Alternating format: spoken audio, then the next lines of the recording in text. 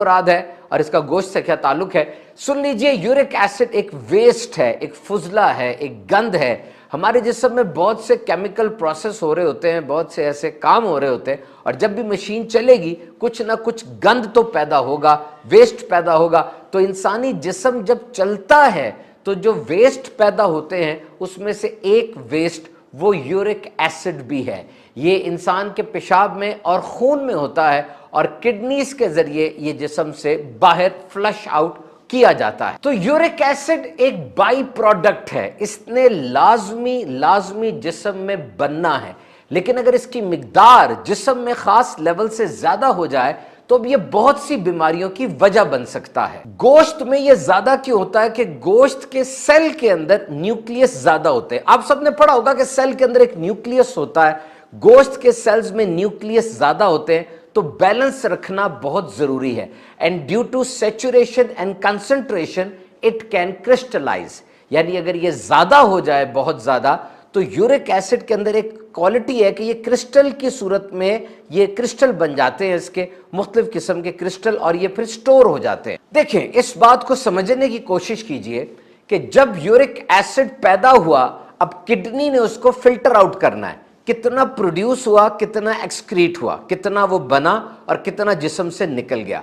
और अगर ये ज्यादा मिकदार में बना और जिस्म से ना निकला तो अब ये जिस्म के अंदर स्टोर होगा। दो जगह हैं इसके गोदाम, एक हड्डियों के जॉइंट्स में स्टोर होगा क्रिस्टल बनकर, और दूसरा ये किडनी के अंदर स्टोन बनकर ये स्टोर होगा। और अगर ये हड्डियों के जॉइंट्स में स्टोर हो जाए ये यूरिक एसिड, तो ये क्रिस्टल की फॉर्म में होता है। और ये गाउट एक बहुत बीमारी है, गाउट आर्थराइटिस इसका नाम है, ये उसकी वजह बनता है। ये बीमारी खतरनाक है क्योंकि अगर गाउट आर्थराइटिस हो जाए तो ये भी हो सकता है कि इंसान चलने फिरने से माजूर हो जाए।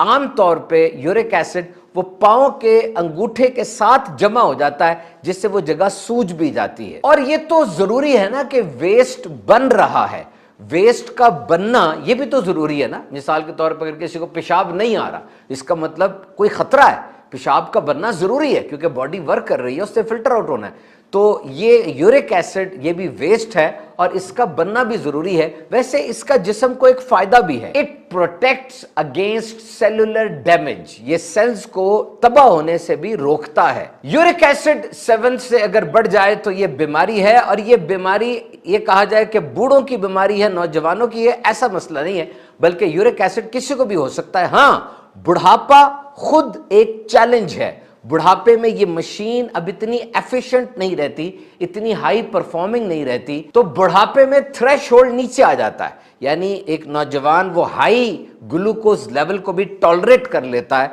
एक नौजवान वो बड़ी बीमारी को भी हंस के झील लेता है क्योंकि अभी तवाना होता है, जवानी की एक ताकत होती है, लेकिन नौजवानी के अंदर तो ये चल जाता है। बुढ़ापे में थ्रेशोल्ड नीचे आ गया, जरा सा भी कुछ होता है एकदम से बुखार बीमारी आ जाती है। तो यूरिक एसिड ये हेरिडेटरी भी होता है, यानी अगर माँ बाप को था तो बच्चे को भी हो सकता है। गोश्त वाकई ये यूरिक एसिड का बहुत मेन एक सोर्स है।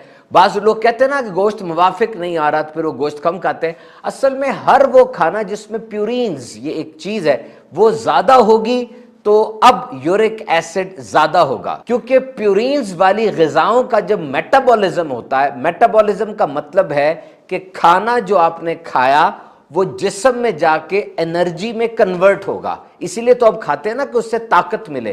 तो जब वो खाना एनर्जी में कन्वर्ट होगा और उस खाने में प्यूरिन्स ज्यादा हैं, अब यूरिक एसिड भी ज्यादा बनेगा। तो डाइट वो खानी है जिसमें नाइट्रोजनस कंपाउंड कम हो, क्योंकि अगर नाइट्रोजनस कंपाउंड ज्यादा होंगे यूरिक एसिड ज्यादा बनेगा। वो ग़िज़ाएं जिनके खाने से यूरिक एसिड बढ़ जाता है उनमें रेड मीट सबसे पहले, मटन और बीफ है, और मुर्गी की जो टांगे होती हैं, रान जिसको कहा जाता है उसकी, वो the foods which can cause uric acid high, वो ग़िज़ाएं जो कि यूरिक एसिड को बढ़ाती हैं, उनमें नंबर 1 रेड मीट है, यानी मटन, बीफ और मुर्गी जो पोल्ट्री के जो टांगे होती हैं उसका गोश्त जो कि लेग पीस होता है। एंड नंबर 2 सैल्मन, मछली, श्रिम्प्स, ये सी फूड के अंदर भी यूरिक एसिड बढ़ जाता है। और फिर कलेजी है ऑर्गन मीट के अंदर, और शुगरी ड्रिंक्स यानी फ्रुक्टोज सिरप एक चीज होती है जो कि शुगर होती है और बड़ी खतरनाक होती है, सोडा ड्रिंक्स यानी कार्बोनेटेड बोतलें वगैरह ये खाने से,